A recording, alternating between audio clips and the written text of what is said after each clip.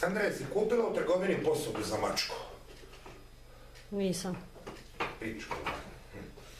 I čega sad da dam mački jest? Najobičnije objašnjenje. Odi, Jay, odi. Odi. Jimmy, dođi. Odi, Mico. Evo ga. Mačka je volo jesti sad. Zimaš? Maco. Maco. Maco.